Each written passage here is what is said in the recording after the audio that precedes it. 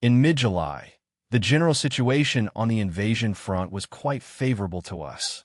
The British were determined to change it at all costs, to break the static front lines and gain territory.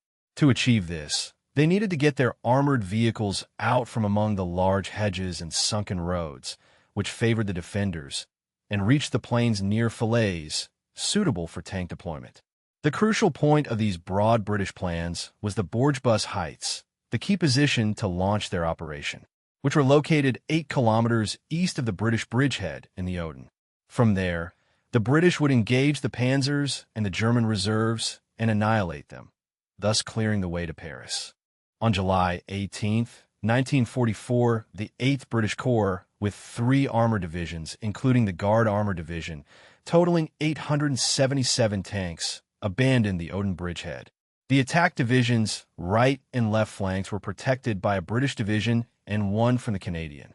The attack was prepared by 2077 bombers that launched 7,870 tons of bombs and 270 medium and heavy cannons, with 250,000 projectiles at their disposal from 5:45 to 6:30 in the morning.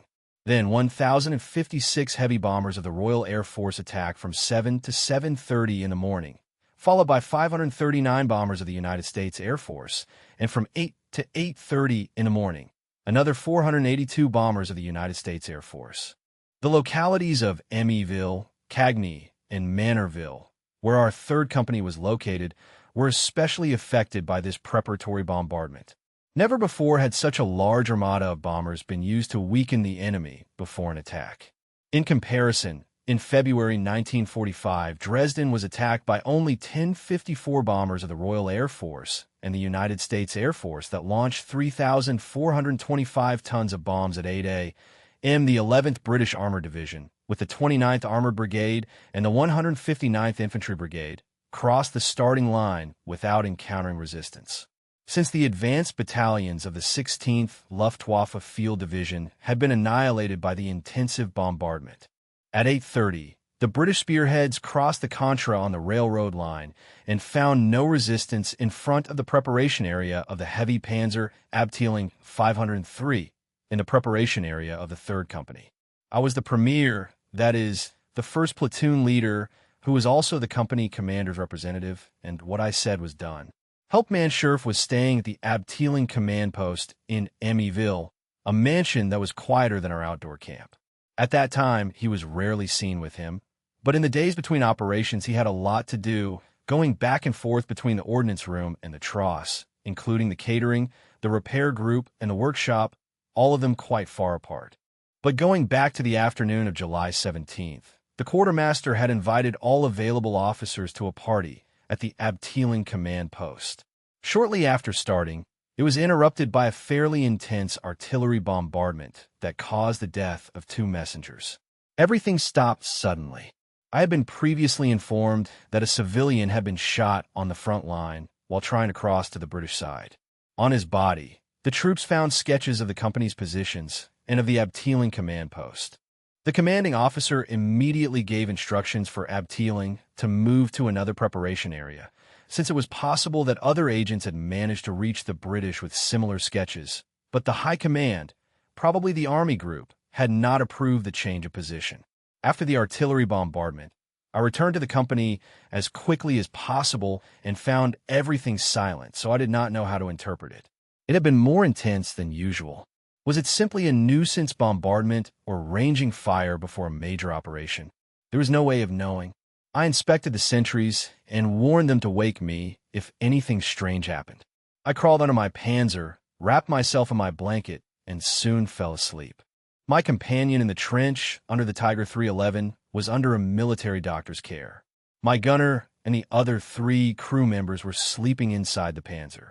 I was awakened at 6 in the morning by the sound of many airplane engines.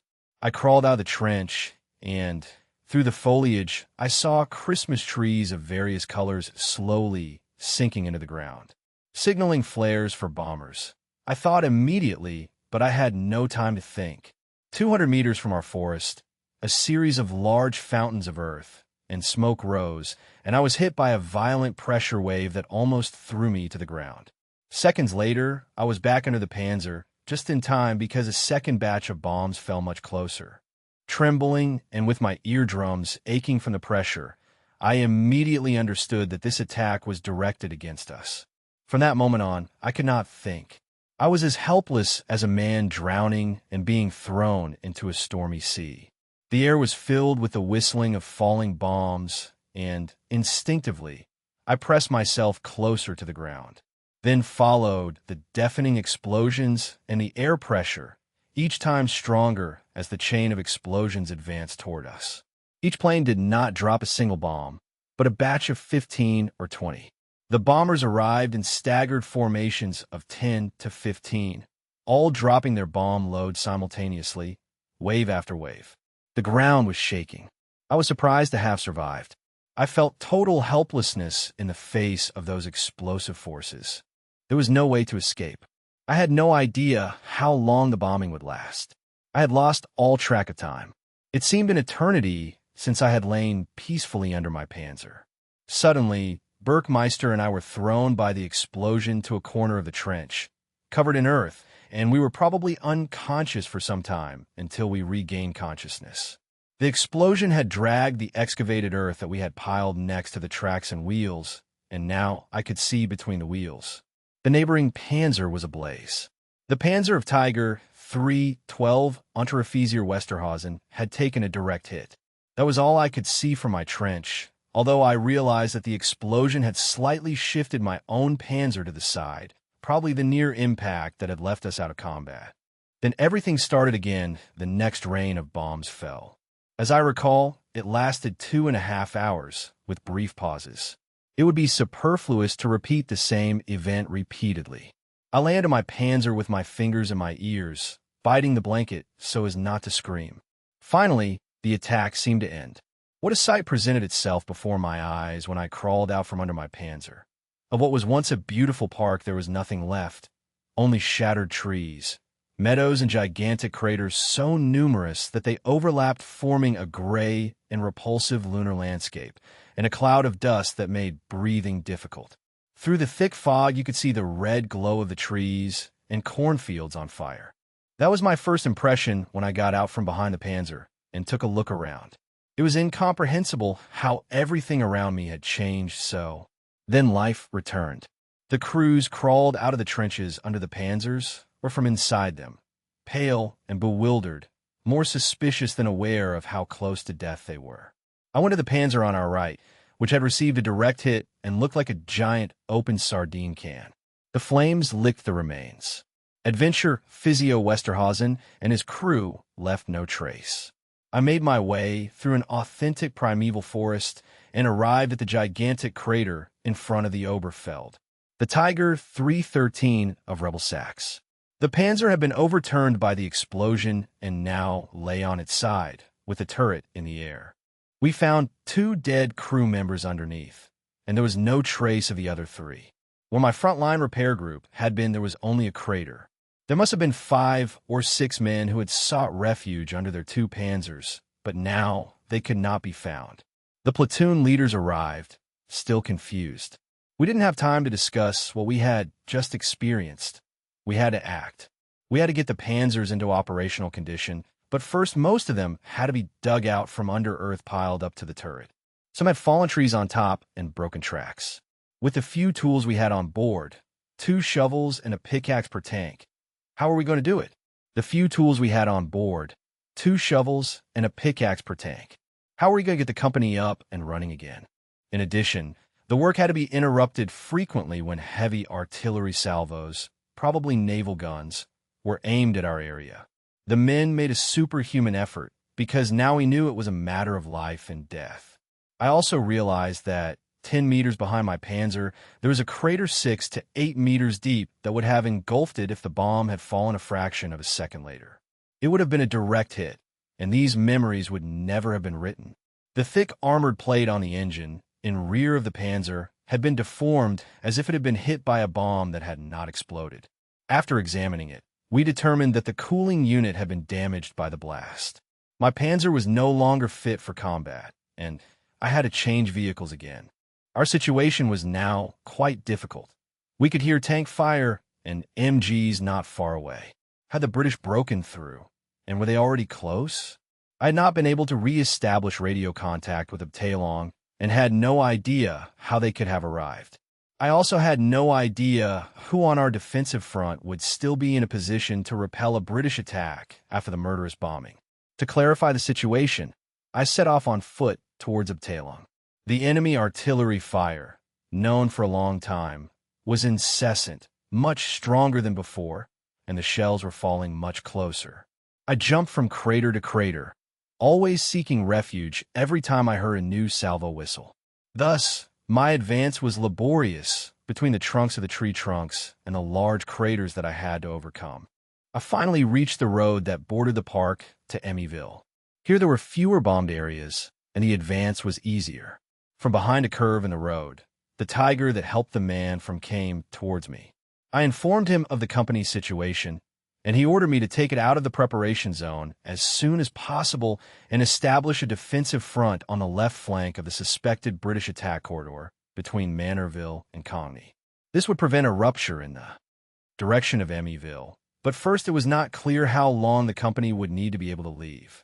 The noise of the fighting in the west had become so loud that I could not be sure the British would give me time to restore operational availability.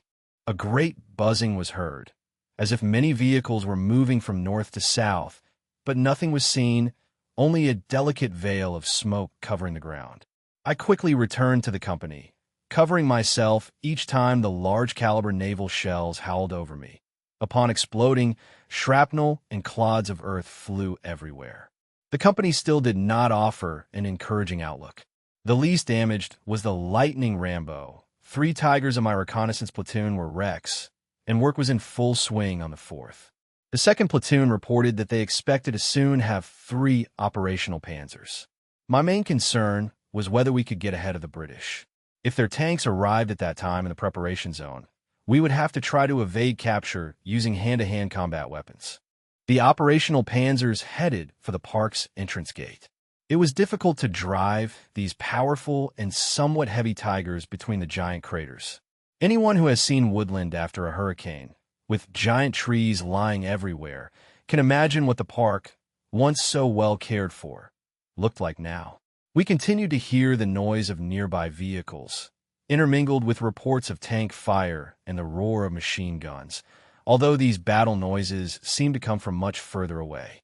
The British had already overtaken us. Where were the German troops? Had the intensive bombardment annihilated them? We had no contact with any of them, either by radio or messenger. It must have been around 10 in the morning, maybe later, when we had 6 Panzers in drivable condition. They were still on the workshop list, but at least they worked and, as far as I believe, could fire their cannons. I have no idea which Panzer number I got on. The important thing was that we were rolling. After 15 kilometers along the park wall, we were stopped southwest of Manorville. 2 of my Panzers had engine fires and could only continue at low speed. Around 11 in the morning, we saw 2 Shermans advancing through a depression and carrying out reconnaissance against us. It was then that we discovered our Panzers had suffered more damage from the intensive bombardment than previously detected. We opened fire with our cannons, but we fired off course, as the explosion had miscalibrated them. Where 1 shot was enough before, now we needed 3. The place where we had parked was also not ideal, as our vision was obstructed by hedges and bushes, so that although we were to some extent in the open, we could only use our firepower with difficulty. To have a better field of fire, we changed position since, judging by the noises, the British corridor through which they were advancing had to pass right in front of us. My goal was to attack them on the flank, surrounding a small forest. The company headed first southwest, in the direction of Cogny, from where it would turn west towards the Laprio farm. At least, that was the plan during the maneuver. There were 2 loud explosions, one after another. The Schunrock's Panzer burst into flames. It had been penetrated by an impact on the front, as had the Panzer of Feldwebel-Müller. We picked up the wounded and took them in the back of a Panzer to the nearby first aid station in Manorville. The most serious case was that of Unteroffizier Mattis, with severe burns. The other Tigers retreated 200 meters following my orders and took up new positions.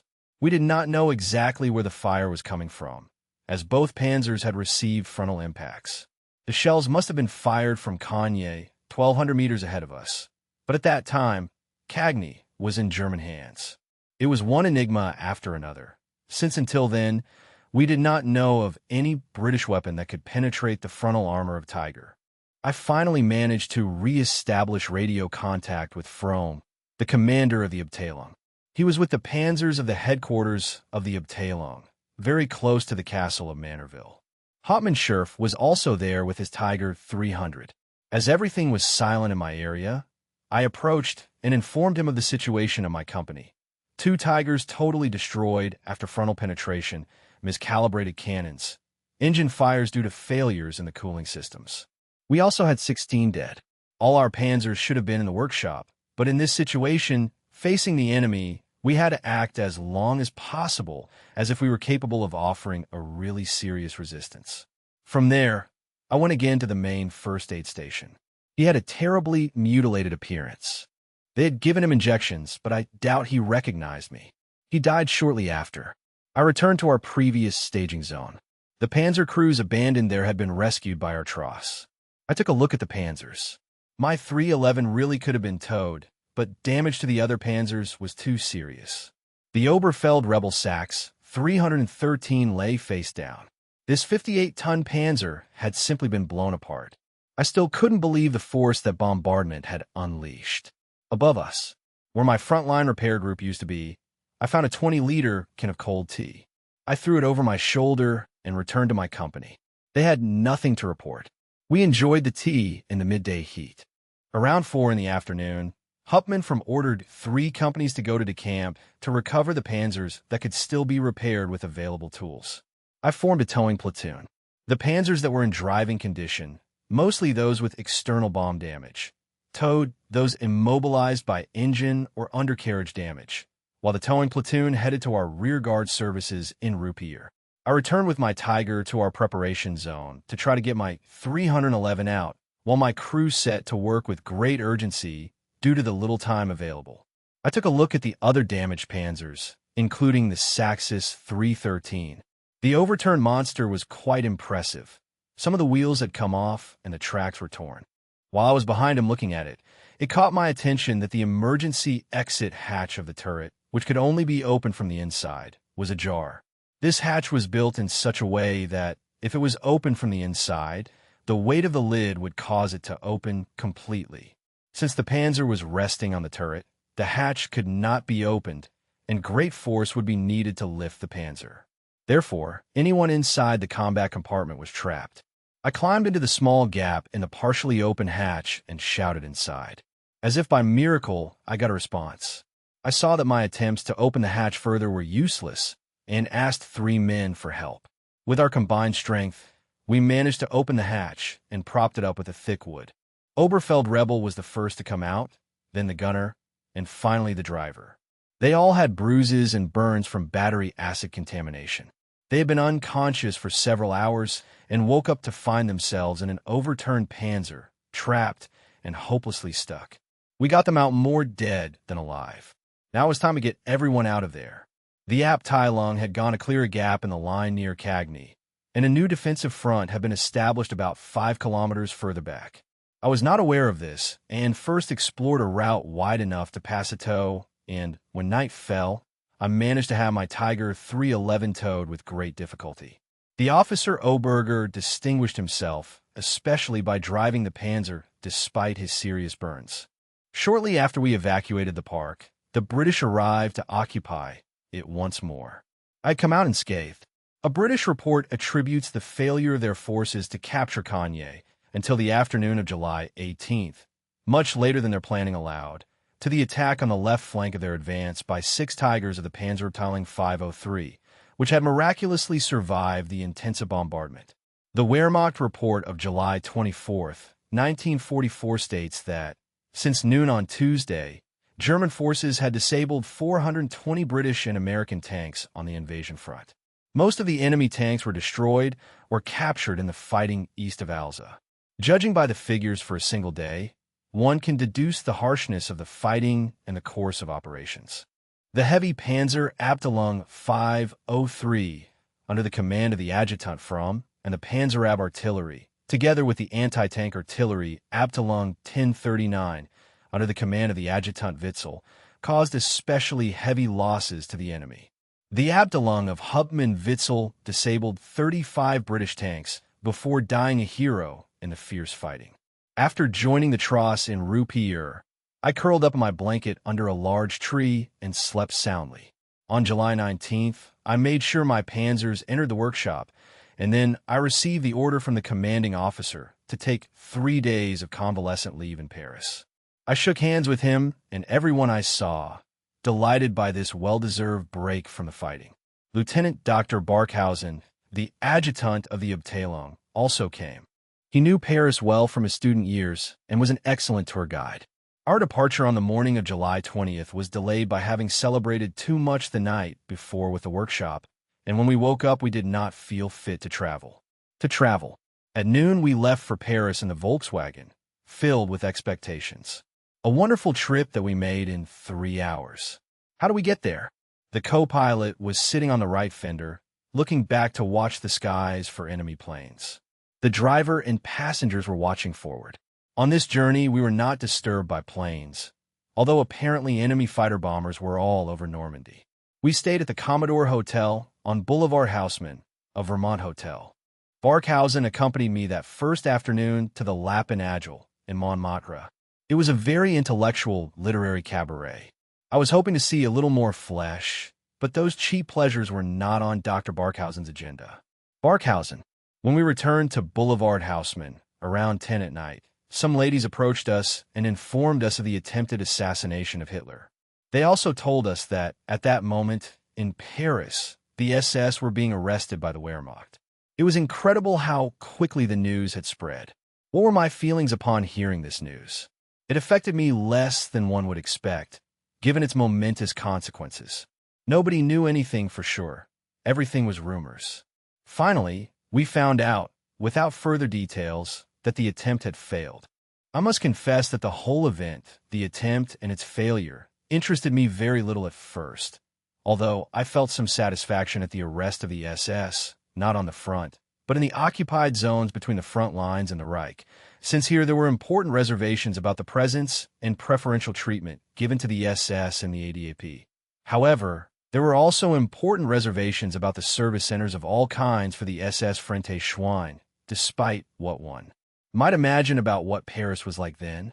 For the first time, we were captivated by the charm of the city after the fighting in Normandy, only 2 days prior. It was wonderful and beautiful in an unreal way, with its quiet life, its pleasures, its elegance, its peaceful appearance, life, and work. All we wanted at that moment was to experience and enjoy it.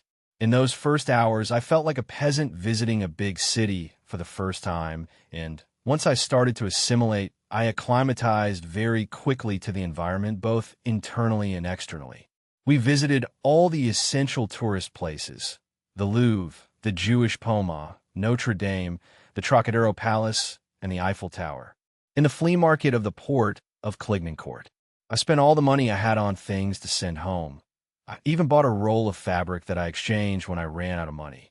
The first 2 days passed very quickly, and on the morning of the third day, when we were about to leave, to my great surprise, an assistant of the sheriff appeared at the hotel to inform me that the third company was going to pass all its available panzers to the second company before moving to the troop training depot in Molly-Lecombe, near Chalon, where it would receive a shipment of new Tigers, Lightning, and Copper, would be in charge of the transfer of the company, and was expected to arrive with the company in Paris in a few days on the way to my destination. During the period of rest and recovery, we would be attached to the Panzer Brigade 10 in Reims, and the sheriff's assistant took me there immediately to establish contact. During the journey, he revealed to me that he was going to be transferred and that he would probably take charge of another Tiger A.B. Taylor, and, what was more important to me, that I would become the leader of Company 3. An advance group of the company went to Mali, and I would follow them 2 days later. There I discovered that the best possible preparations had been made. A day later, I was ordered to return to Paris to organize the delivery of our new panzers with the transport command of the Western headquarters and all the other imaginable administrative offices, useful or superfluous. The paper war had flourished and, especially in Paris, a large number of offices needed to justify their existence. Our panzers had not yet left Germany, so we had a few days off so that the soldiers of our company could get to know something of Paris. Schurf allowed the transport from Normandy to Miley to stop for 2 days in the French capital. The men were able to stroll through the streets in small groups and see the sights. They stayed at the castle of Vincennes in the training depot. They gave us space to camp near the town of Sampuis. At the beginning of August, 3 companies of panzers arrived. They were the newest version of the Tiger SDKFZ 182, the Tiger II. Much of their equipment was missing, so a platoon was immediately sent to Germany to fetch it. I sent one of the trucks to Rastatt to drop off my flea market purchases. Meanwhile, we worked tirelessly to get the new panzers up and running. The days were full of painting for the camouflage scheme and the turret numbers, testing them, and calibrating the weapons. Meanwhile, a group of photographers from the propaganda company came to photograph the daily routine of an operational panzer company. While they were doing it, the panzers of the failed rebel Seidel and the physiotherapist Jackal suffered damage to the engine and transmission. I returned to the command post of the Abteilung to personally inform the commanding officer about the status and difficulties of our retraining. On this trip, I came into contact for the first time with the French resistance, the Maquis.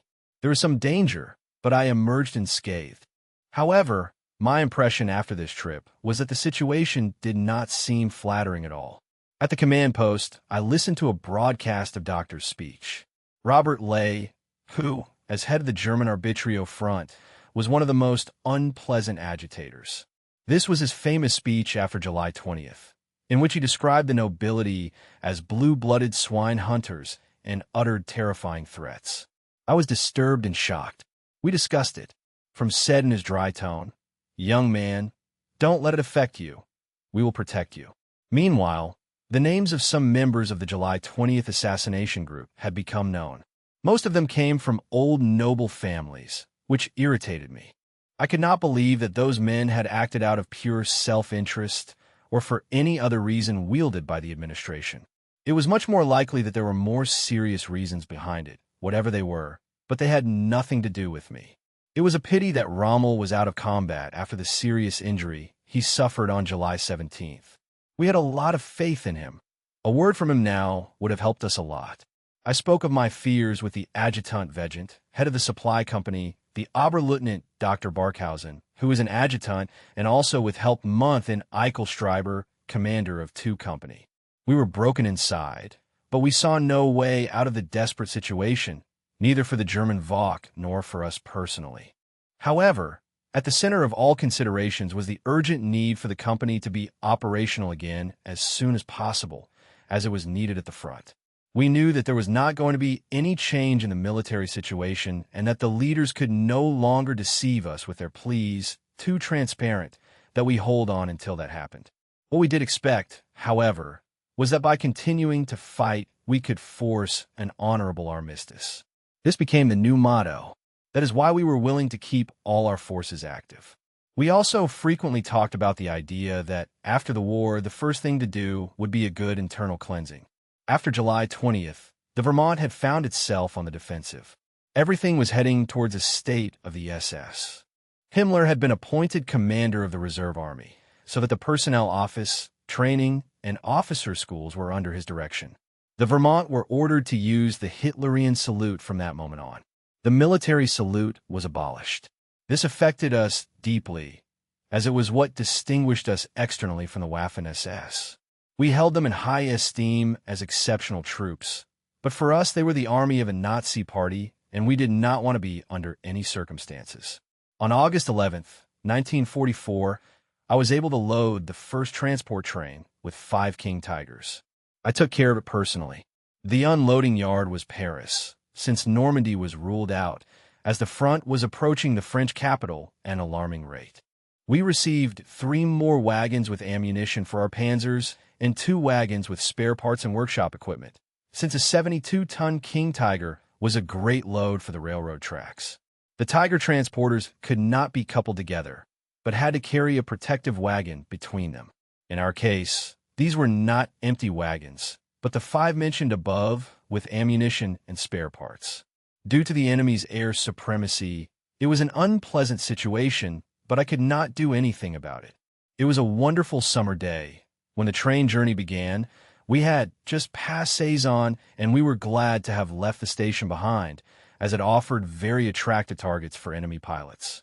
We were lying in the sun behind the Panzer, in the Sims wagon, enjoying life. The Sims wagons were special Reich railway transporters for the Tigers. Suddenly, in a clear sky, the fire of a machine gun was heard. The locomotive released steam and whistled, and the train stopped abruptly. My first thought was for the Maquis, who were very numerous in that area. Then I saw a line of rays flying towards us, one after another. I jumped and took refuge under the Sims wagon and between the rails, but the splinters of the explosive projectiles shot around me, forcing me to change position. I waited for the attack to end and then jumped on the Panzer where my crew was sitting, but unfortunately the commander's hatch got stuck, and due to my nerves, I could not open it. The plane tilted to launch another attack. I was lying on the turret without any protection, and I saw it dive towards me. I saw the flashes of the cannons, and the projectiles whistled 10 meters above my head while I tried to open the hatch. Another attack came, this time so close that I could see the pilot.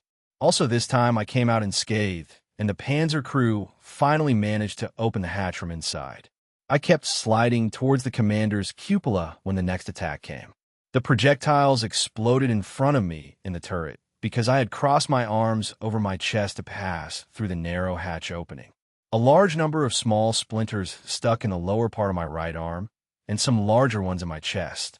I was very lucky to not suffer injuries to my eyes or face. At the same time, my radio operator, the Oberstfreiter Tannhauser, who had opened the entrance hatch a few centimeters, received a serious wound to the neck through that small hole, and my gunner, the Unterphysio Workmeister, was wounded in the hip. We applied emergency bandages to each while the attacks followed one another. When I looked through the slit of my cupola, I was horrified to see the rear of our Panzer burning intensely, while the 2 ammunition wagons on either side of the Sims wagon were also on fire. The projectiles nearest to us exploded with a great bang. The fire radiated enormous heat, and it was difficult to see if the flames came from the Panzer's engine compartment or from the surface. Meanwhile, the fighter bombers had withdrawn after doing the worst. I stayed with the fire extinguisher in the turret, fighting against every flame that licked at me in the Panzer. Soon we could no longer stand being half drowned by the foam. The 88-centimeter ammunition from the 2 burning wagons was exploding everywhere. It must have been quite the fireworks display. What I feared most was that the great heat would make the Panzer's gasoline tanks explode and kill us. In addition, we had 888 centimeters inside a Panzer with a full tank. So the 5 of us were sitting in the Panzer, 3 of us wounded, unable to protect ourselves from the fire or heat. It was a terrifying situation because something worse was going to happen, and we could not abandon the vehicle while the wagons were still burning and ammunition was exploding around us. During our transport from Germany, I had seen a company of Panthers perform an emergency discharge during a low-altitude air attack. All the Panzers turned 90 degrees on the platform wagon and then went straight off the wagon to the ground, where they dispersed widely. Later, as I passed by, I saw the footprints in a wheat field and took note for myself. The Panther Company suffered no losses. I remembered this procedure, and it seemed to me the only possibility to turn 90 degrees in the Sims wagon and descend. It was a double stretch of track, so it was possible. I gave the order to the driver. However, I had forgotten that the extra wide tracks of our Panzer, stowed next to the vehicle, prevented a 90-degree turn. The engine stopped life. The Panzer turned slowly and stopped halfway through the turn with the tracks sticking out. Suddenly, the panels tilted to the left, and before we realized what was happening, they fell and remained on the turret, near the rails. Being inside while the tank slowly overturned was terrifying. The Panzer was still burning, while around us the ammunition from the open wagons continued to explode. After an unbearable hour of waiting, the wagons finally burned down. I freed myself through the loader's hatch, and then the men from my transport, who had sought refuge in the Panzers or in the field, extinguished the fire of my Panzer. It was later verified that both gasoline tanks had been hit by enemy fire and that the Panzer probably would have exploded if it had not overturned, since, by doing so, the fuel from the tank spilled and caused little damage when burning. We recovered our wounded after searching the entire area and found 6 seriously wounded, 5 slightly wounded, and, near the locomotive, the corpse of non-commissioned Officer Verheim. All the ammunition and the spare wagons were burned. The rails were torn up, and, thus, the last railway line that still worked towards Paris was interrupted. We took the wounded to the house of a railway worker nearby. I borrowed a bicycle and went with a local along the railway track to the nearest station in Stenay to telephone the German railway authorities and ask for a military hospital to be informed. I did not succeed, but when I returned to the wrecked train, the French Red Cross was there with an ambulance and a German doctor. The French had observed the attack from Stenay and had left immediately with their ambulance shortly before the air attack began. A German ambulance train had passed us on the neighboring tracks in the direction of Germany, but upon seeing the attack it stopped and returned, so my wounded were immediately in good hands. However, Oberfeldwebel Bormann died during the journey. I could not leave my means of transport without a commander, so I simply bandaged my wounds and accepted a tetanus shot. I sent a messenger with my report to the rest of the company in Mailly and another to Paris, where I hoped that Aidschurf would be at the Commodore Hotel. I did not know it at that time, but Ephraim was also there. After gathering the wheeled vehicles of the Abteilung in Pontoise, when they were returning from Falady-el-Son, a railway construction train from the Reich arrived with an 80-ton crane, but it did not begin to work until the surrounding area was searched to look for unexploded bombs and projectiles. After burying the body of Unteroffizier Verheim on the edge of the forest, a locomotive arrived and took the remains of my transport to the nearest small station to disembark us. We stayed there for 4 days because the line in front and behind was under continuous air attack. The time I spent there was not pleasant due to the heat. We had no food, I knew nothing about the company, and my wounds caused me a lot of discomfort. I was very surprised to have no news from the company. Both messengers had returned without an answer, so I only had to wait for the transport to be able to continue. On the 4th day, an aide from the headquarters of the general of the Panzer West troops arrived, who had been in combat. He was accompanied by Lieutenant Rambaud, who was to relieve me. The aide took me to his headquarters in Paris, where I was thoroughly interrogated about the events of August 12th and had to submit a complete written report. I did not feel bad for any action I had taken, and, finally, the matter was forgotten once the process was over. It was late. The general's command post was in St. Cloud, where I was stationed in Paris. After the war, I would pass in front of that building, which always reminded me of my interrogation. At my request, I was taken to the Hotel Commodore on Boulevard Haussmann, where I met Aide Sheriff. We sat chatting for hours in the hotel bar, but I don't remember what he said when I asked him what measures he had taken regarding my transport. The next morning, I went to the auditorium for the wounded at the École Militaire in the Champ de Mars, as the situation in Paris was becoming decidedly unpleasant and the military hospitals were being evacuated. I was taken to the military hospital for the SS Leibstandard Adolf Hitler in MO, where I received the best treatment. After 2 days, this hospital was also evacuated, and I arrived at Chateau Thierry, a truly primitive and miserable place.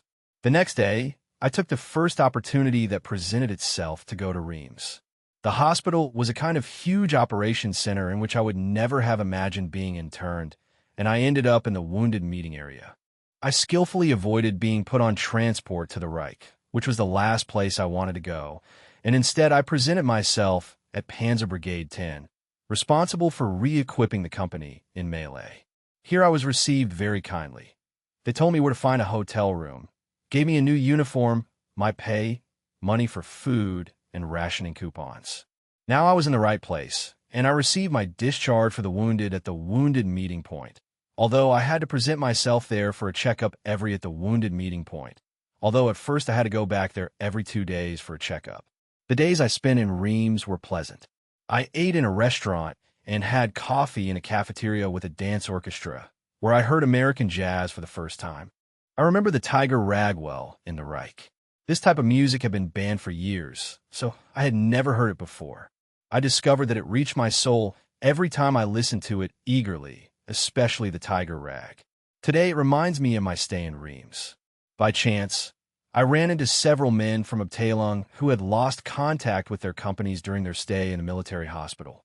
I had no idea where Abteilung was either, so I looked for accommodation for them in Reims and ordered them to report to me every day at noon at the hotel. By then, we had already lost Paris. In Reims, I met the Oberschirmmeister, senior non-commissioned officer of the mobile park, Hasselbeck, who had come from the Malay company, and told me that he still had 2 Tigers in running condition that had to be taken out before the Americans arrived. In addition, my Panzer 311 lay next to the railway embankment with its engine burned out. Hasselbeck had been out of contact with the company for several days, but I felt that I really had to make an effort to re-establish it. So I left my people in Reims and went with Hasselbeck in his Volkswagen to Malay. The situation of the 2 Panzers in Malay was very unfavorable. One could advance a few hundred meters on its own, but the other had to be towed. The next morning, I had them brought to the loading ramp and changed their tracks for the train journey. This was very difficult because half of the narrower tracks that were needed were missing from the Sims wagon. After much thought, my intelligent people found a solution even here. I went to the transport commander in Chalons, requested wagons and an exit number, and organized at the Epernay station for a locomotive to be available for my train at the indicated time. It was only a few days before the Allies arrived, and none of the above was as easy as described because it had to be discussed with the Wehrmacht and Reichsbahn departments. Everyone was afraid to give orders that were not routine. Some bureaucrats showed total indifference. All this was for 2 Tigers. I still had several long trips to make, and as I needed to be independent, the most important thing was to get wheels somewhere during the journey through Chalons. I made a stop at the engine workshop, and after much talking, I managed to convince the Etap idiot of the importance of my mission. The last available car belonged to Chalons, Jean Demari. I got a requisition slip for this vehicle and finally took possession of the black Citroën. In this vehicle, during the following days, I traveled more than 1,000 kilometers, including the stretch between Reims and Malay 3 times. The Tigers were loaded, and as everything seemed to be going well, I returned to my Tiger 311 near Cezanne. The Panzer had been put back on its tracks, and my next problem was to get it out of the danger zone, since the 18-ton tractors needed for this were probably the rarest vehicles in the German Wehrmacht. I wanted at least 3 to tow my Tiger. First, I went back to Malay. The transport with my Tigers had already left the station. The enemy armored vanguard had already been sighted in Arcis, Mr. Obey, about 15 kilometers away. They could arrive in Malay at any moment. After helping clear the soldiers' hostel, I returned to Reims. It was my last night there. The next day, I set out to look for the tractors. I tried my luck at Panzer Brigade 10 and all Luftwaffe workshops, but I had no luck. There were none anywhere. Little by little, my hopes of getting the Panzers out began to fade away. The vehicle returned at noon and said that it had seen no signs of the enemy advancing. So I sent the Volkswagen to Cezanne to keep the rest of the crew safe. They were there to destroy the Panzer once the enemy appeared in the Ypani area. However, the Volkswagen was held up for 2 hours by fighter-bomber attacks, and when it finally arrived in Cezanne, they encountered the American spearhead. They told me all of this the next day when I returned to Reims. The workshop supervisor and the driver who had stayed behind in the Panzer were taken prisoner by the Americans, but they arrived home safe a couple of years later. Meanwhile, I had discovered a Panzer recovery platoon in the vicinity of Lyon, but my trip there was fruitless, as all of them were working, although at least I discovered the location of the headquarters of the general in command of the Panzer West troops. A Führer headquarters had been established near Lyon-Soissons, consisting of 3 large enclosures with all the usual trimmings. The headquarters was now located in the so-called Führer enclosure. After being forced to flee Paris, they could not help me, but referred me to the so-called Goring enclosure, where I met my former commander of the Panzer 35 Regiment, General Aberbach, who was taken prisoner a few days later along with his staff. The CNC West told me that there was a Panzer recovery platoon in the forest of Compiègne, so I drove there all night. The description of the forest of Compiègne was quite vague, and, more by luck than anything else, I found the unit. I had finally found the 3 tractors I had been looking so much for. I would have left with them immediately for my Panzer 311, passing through Château, Thierry, and Cézanne, if they had fuel. Where could it be found? Where would they have gotten it from? After 2 hours of searching, I contacted some staff members who granted me 1,000 liters from an enclosure in Compiègne. The tractors refueled before dawn, but going out on the road with these 3 towing machines during the day would have been suicide. The slow and heavy vehicles would have been easy victims of fighter bombers, so there was no choice but to wait for nightfall. By chance, I came across an Abteilung vehicle and learned that the Abteilung was operational with the remaining panzers near Beauvais. I gave a report to the driver for commander, informing him of my imminent return to the Abteilung, and then returned to the headquarters of the general of the Panzer West troops in Long. At a glance at the map, I saw that, since the position of my panzer was now behind enemy lines, my objective had been frustrated, so I released the tractors and took the most direct route back to Reims.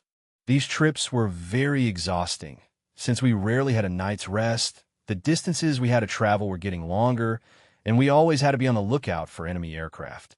On several occasions, we were very lucky and managed to hide our car just in time. Back in Reims, the whole city was in full swing. The enemy was at the gates. Oberscharführer Meister Hasselbeck was waiting for me and told me about the efforts that had been made for my 311 and also that, due to the driver's negligence, his Volkswagen had been stolen and that the rail transport with the 2 panzers and the crews had arrived in Reims and had been immediately diverted by the Reichsbahn due to the proximity of the enemy. All the Abteilung personnel that he had gathered in Reims, so that at least those 2 Tigers would be safe. Now I had to go to Charlesville, where I arrived that night with Hasselbeck. While in Reims, there was chaos, indiscipline and disorder, and unpleasant scenes had taken place. In Charlesville, everything was quiet at the station command post. They knew nothing about my rail transport. The friendly station commander took both of us to his house, and I was finally able to have a wonderful dream. The command post was at the station, where the Kaiser had stayed during the First World War. The next morning, I saw my transport train in a goods yard near Charlesville. I took charge of it, and, after making many phone calls to get a locomotive for the last leg of the journey, I set off for Liege, where there was a large tank workshop. Meanwhile, panic had also spread in Charlesville. Rumors were running rampant, and everyone was fleeing aimlessly. The soldiers' hostel had been hastily abandoned by the Red Cross nurses. The infantrymen looted it, and the Jones fields were defenseless. I readied my pistol to prevent some cunning foxes from taking the cigarette reserves and organized a fairly reasonable distribution. Meanwhile, Hasselbeck had found a garage with 3 cars in perfect condition abandoned by the camp commander. Quickly and skillfully, the tactical insignias, etc., were changed while I forged some documents. I felt justified in doing so, as it demonstrated our right to the vehicles as long as the rightful owners did not recognize them. There was practically nothing to stop us. I gave my rather worn Citroën to an infantryman returning from the military hospital to help him find his unit. The 13 men who were no longer needed for the Panzer transport piled into my 3 cars. Fuel was still a problem, but we solved it at the Bethel train station, where we found a tanker car. Despite all imaginable objections, we got the gasoline because the road through Lyon was already in enemy hands and we had to go back to Charleville and, from there, head to Beauvais via Herson, Saint-Quentin, and Hammond-Didier. The trip was very exhausting because, at night, one column after another was returning east on this road. We arrived at our destination. The Abt had placed clear traffic signs, so I informed my commanding officer about 3 vehicles and 13 men. The command post of Abteilung was established in a castle in the middle of a small forest. My surprise reappearance from the military hospital and the recovery in Miley of the 2 panzers, already discarded by Abteilung, caused great joy and lifted our spirits. Benjamin, the artillery officer, brought me up to date on the situation. The Abteilung, harassed by internal fighting east of the Aisne, had been surrounded in the Great Fallet, although it managed to break through almost immediately. It must have been a terrible ordeal, followed by the crossing of the Sun under constant enemy air attacks north of the river. Only the newly delivered panzers of the 3rd Company were available to oppose the American bridgehead in Mont, where they suffered heavy losses.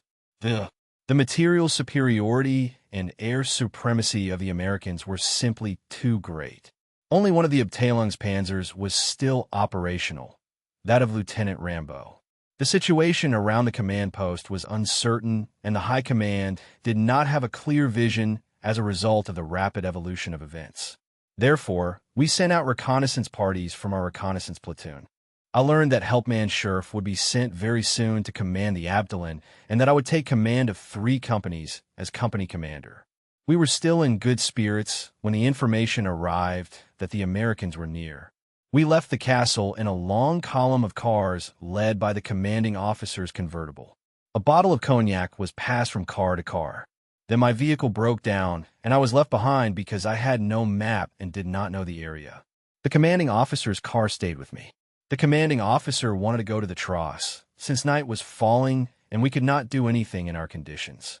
We pushed the car to a protected place and slept until dawn. When we woke up, the roads were remarkably empty. Only the odd solitary vehicle was seen. We were told that the Americans had reached Amiens, which was our destination, so our rear guard services had probably withdrawn long before. Our goal now was to surround the enemy, pass through Amiens, and cross the Somme. We were led to believe that all the bridges over the Somme had been blown up during the night, so we assumed that our Abtei would have already crossed. We started the car again, but we were worried about the improbability of reaching the Somme before the Americans. As we approached a small town, we heard machine gun fire very close by. Standing on the hood, I could see American tanks advancing from the other end of town. We turned around and fled at full speed along rural roads and paths through the fields. We reached the Somme and, by a stroke of luck, found a small bridge still intact in Peronne, where we met up with German troops, but we found no trace of the rearguard. We continued on through Arras and Lens to Lille, asking all the commanders along the way, unsuccessfully, for news of our Abteilung. The numerous military cemeteries, some German, reminded us of the intense fighting that had taken place in this region during the First World War. Finally, in Lille, we saw an Abteilung sign, made contact, and reported to the command post in the nearby town of Sicklen. The night before, the commanding officer had ordered a complete withdrawal, saving the Tross from capture by the Americans in Amiens. But Sicklen also found 3 companies that had lost the last of their panzers in Amiens, although most of the company's Tigers had been lost in combat with the enemy in Vexin-Mont or due to lack of repair possibilities in Sicklen. I stayed for 2 days in good private accommodation with a bathroom. The High Command had provisionally ordered Abdelong to go to Liège, but he had no fuel, something that each company had to organize while the other companies went from one fuel depot and found nothing. I discovered the location of a gas depot, drove there, and, with a lot of ingenuity and deception, got a pass. I had acquired experience in how to deal with those departments, and the word Tiger still had its charm even there. So not only the 3rd Company, but the entire Abteilung was able to leave in normal conditions. Of course, my methods would have been impossible, but in the midst of all that desperate confusion and the total collapse of the front, everyone was on their own. During the next 3 nights, the Abteilung traveled about 300 kilometers to the northwest. The companies gave a heterogeneous impression, since they had no panzers, but they did have most of the crews. It was a problem to transport these men. Almost all the panzer crews found a car parked somewhere and started it, so the company had more than 14 additional vehicles. Sheriff had a fantastic American Packard, a sports car capable of reaching a speed of over 100 kilometers per hour, something phenomenal for the time. To see and then be invited to drive such a vehicle was a real joy. Our journey took us through Tournai-Loys, Waterloo, and Lavon. A company muley truck, fully armored, was set on fire in a low-altitude combat attack. A man died after parking in a forest near Tiananmen. The commanding officer assigned me a special mission. The Abteilung was to go to the Siniliger camp near Paderborn to rest and reorganize. I had to go and get the written orders from an outpost of the General Troops Panzer West in Liège so that the Abteilung could have its content as soon as possible after its reception. They assigned me a car with a radio. The Liège outpost did not have the documents, so I had to continue to the general headquarters of Panzer West troops, located in a small forest in the Ardennes, which I reached after a long journey. There, the staff officer informed me that I would have to go to the headquarters of General Feldmarschall Model in Spa, near Liège, to collect the document, since Model himself was in Namur, so that was my next port of call. The city was not a very welcoming place. There were hardly any German troops, but many suspicious figures lurking in shadows. Of course, Model was not in the Moor, but I was able to find him at a conference with the SS Obergruppenführer September Dietrich in Gemblix. I simply had to obtain those written orders. Model had already left Dietrich's headquarters, and there was nothing more I could do except return to Spa. I arrived there at 11 p.m., and by around 2 a.m., I had the movement order in my hands. I transmitted it to Abteilung by radio and completed my mission. I returned to Liège first thing in the morning. You could feel the atmosphere of the decisive hour everywhere. Apparently, the enemy was not far away. In the street, I met Major School Tattoos, whom I knew from Fallingbostel. In the conversation, he casually commented that there was a fuel train at the Liège freight station. I saw my opportunity, excused myself quickly, and drove to the station. There was the train with the necessary fuel. A second lieutenant was responsible for its distribution. I requested a wagon for my abai. As the word tiger worked magic again, my request was granted. I informed Abteilung by radio, who had arrived in Maastricht, and asked him to have the entire fuel detachment come here to take over. At that distance, it would take them 4 hours to arrive. During that time, I would have to protect my fuel on all sides. The vehicles appeared like moths to a light to take some. At first, I patrolled around the wagon, believing that my mere presence would keep all unwanted visitors away. But it was not so. There were barely a few steps away from the wagon when they opened it from the back and began to take out the first barrel. I saw it in time, and from that moment on, I sat on my barrels with the gun in my hand and only left my watchtower when the police arrived with the fuel detachment. The return trip through Liège was anything but pleasant. The first shootings had begun, always a sign that the Americans would arrive soon. At sunset, I informed the Abteilung. The company was in the small town of Mersin, where a pro-German family had given me a very nice room. During the 2 days we spent there, this small Dutch place seemed like a little paradise near Maastricht. A German supply warehouse was being opened to prevent the contents from falling into enemy hands. With Loit, Nance, Rambo, and Wagner, who in the meantime had been transferred to the 3rd Company, I passed by there just at that moment. I had my driver bring an empty truck from our company, and we filled it with cans of food of all kinds, chocolate, wine, liquor, cigarettes. We towed the box of food for our field kitchen. Who was all this intended for? We, the front-line soldiers, would never see it. In the following weeks, in the company we gorged ourselves on peas with carrots or asparagus, which now appear more frequently on the menu, a change from dried vegetables and dried potatoes. Later, in Paderborn, everyone who went on leave received a package to take home. On September 5th, 1944, we left Mersin. We knew the way perfectly from there, and the company vehicles left at 5-minute intervals due to the danger of air attacks. I took a German family in my car, as they had no other way to return to the Reich. After some incidents with enemy planes that afternoon, we crossed the German border. It was a strange feeling to be back in Germany in those circumstances, and it was not pleasant at all. Our destination was Duran, and the 3rd Company stayed in the town of Elsen. It was a strange coincidence that my old 1st Company, Panzer Regiment 35, had also stopped here before the start of the French campaign. So, I soon resumed contacts.